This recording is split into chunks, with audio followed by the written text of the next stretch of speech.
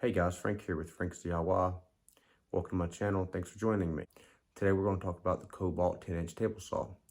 We're going to do a product review on that. I'm going to talk about some of the good features of it. I'm also going to talk about where I think it needs improvement. Hopefully this will help some viewers decide what table saw to get. I'm not sponsored by Kobalt. I'm not promoting their stuff in any way. I'm just here today to let you guys know how I feel about it. Thanks for joining me. Let's get to it.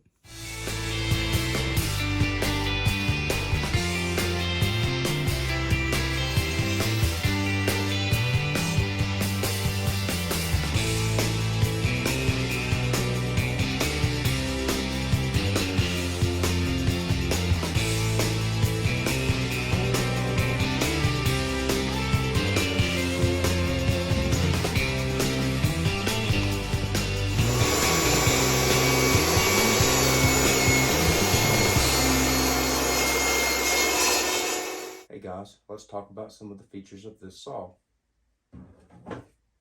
It came with these blade guards. These work good, but I personally don't use them, so I took them off. Of course, I'm not recommending that anybody don't use the safety features of their saw. I'm just telling you that I don't use them. But I think you should do whatever you feel comfortable with. The saw also came with these anti-kickback paws. Now, like the blade guard, I don't use them. I feel that these get in the way. I think they're made good, and I think they do what they're supposed to do. I just personally don't use them for the same reason that I don't use the blade guard. I just feel they get in the way.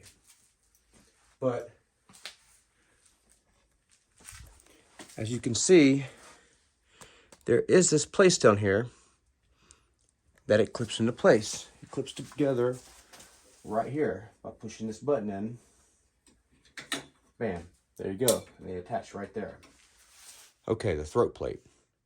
I do think the throat plate needs improvement. It's plastic, and then, of course that's okay. But if you look at it, I don't know if you can tell on camera, but it's not really flat. It's curved, kind of like a rainbow, like this. And, that does cause a little bit of issues. Let me try to tell you about them. See right here, for example, the throat plate is underneath the tabletop. But if I use these screws to raise the throat plate, like this, now the throat plate is higher here than the tabletop here. But it works, I guess. Okay, the top itself is made out of aluminum. It's smooth, it works good. As you can see, it has these tape measures here.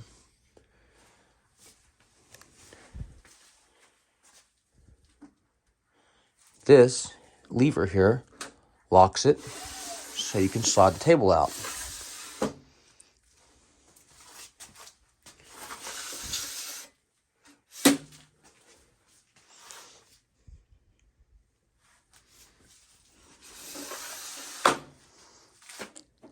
Underneath the throat plate, you have the saw. This is how you raise the blade and lower the blade. Tilt the blade, you have this lever right here. You have to unlock it, and it slides like this. Am I completely satisfied with that? No, I'm not. Could it be better? Yes. I believe this would be better with a dial like this one, to where you could dial it to the correct angle. It does have an indicator here to tell you what angle you're at. I don't use that anyway because I don't feel it's accurate. This all comes with a safety stop. You can start it like that by hitting the green button. Then you can just use your knee to turn it off. The riving knife is right here. This comes in and out like this, and it's adjustable. All right, just like this.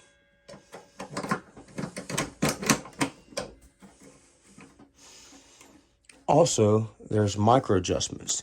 These screws here, you can't hardly see them from here, but what these do is allow you to align the riving knife with the blade. For instance, if the riving knife gets off this way or that way and it's not lined up in center with the blade, you can adjust these screws there, straighten it back up.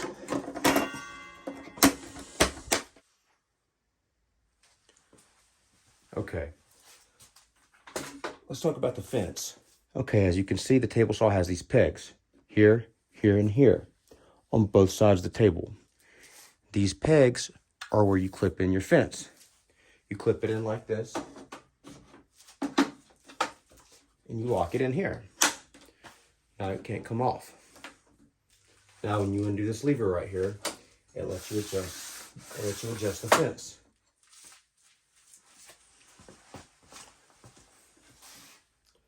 Now, this is for when you're cutting the left side of the blade.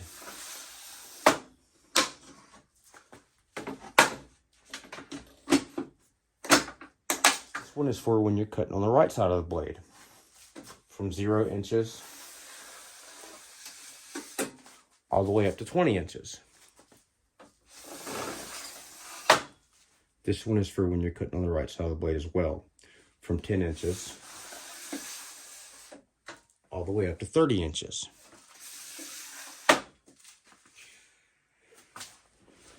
Now, of course, these are all adjustable. Here's the measure for when the fence is in this position. It's micro adjustable with a screw. This one is for when the fence is either in this position or in this position. Okay? When it's on the yellow one, you use the yellow numbers. When it's on the black one, you use the white numbers or the black strip. Let's talk about the miter gauge. This miter gauge is not the best. Most miter gauges have positive stops on the 90 degree and 45 degree marks. This one does not. So there's no positive stop for it to lock into place before you tighten the handle back down. So it's kind of hard to get it exactly right. Also, this miter gauge did not fit properly into the miter slots. It was kind of a loose fit. In order to fix this or to remedy the situation, I just put tape on it to make it thicker. Now you can also take a hammer and a nail or a punch and hit your miter gauge. And everywhere you hit it, it kind of makes it ripple out water around it. Now you can do that, but I didn't want to permanently change it. So I used tape. This works. Now, as you can see, it's a fairly tight fit. Stick. It also came with a push stick. It should have really came with two, because when you use push sticks, you should really use two. One to push down and to push forward at the same time, while also pushing over. But you don't have to use push sticks. You can use fingerboards or just your hands. But this is okay, and it came with it, and it was nice. Now everything on this table has its own place where it goes, where you store it. This push stick is stored right here in the fence. The fence itself stores right here.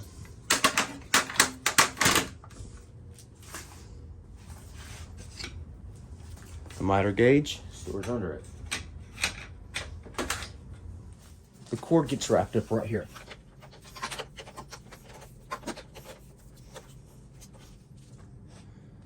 Okay, extra saw blades and your saw changing tools get stored right here underneath of it.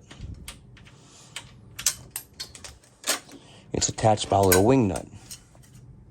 Here's your knife changing tools.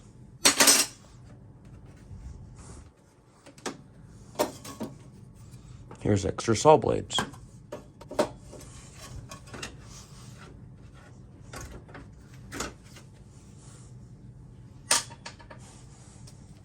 Let me show you how the saw blade is changed. Always make sure it's unplugged. Remove your throat plate and raise your saw blade. All right, remove your riving knife.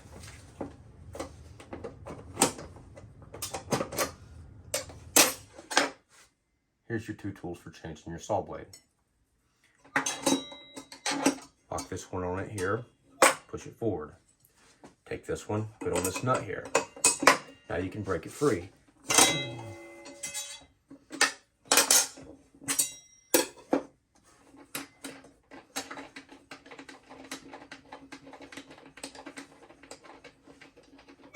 Here's the nut, spacer or washer, saw blade. And that's it. You just stick it back on there.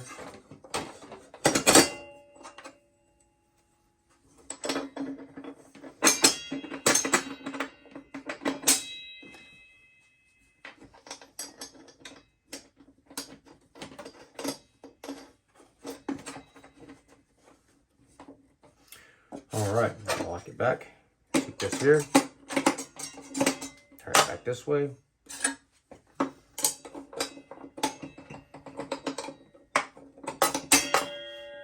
There you go. Now the saw's time. Put your riving knife back in place.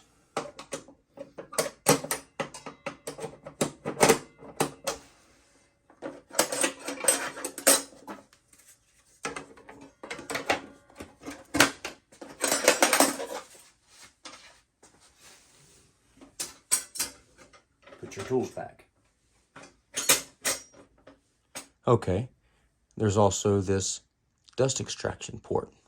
You can hook a shop vac to this or some kind of dust collection system in your shop, whatever you have. I haven't used this. Okay, so this has wheels, so you can push it wherever you want. You just pick it up and it can go anywhere. Now there's this lever here for you to push this. You fold this up. See, now you can push this anywhere. And then of course, to unfold it, you just push the lever again and it folds back out.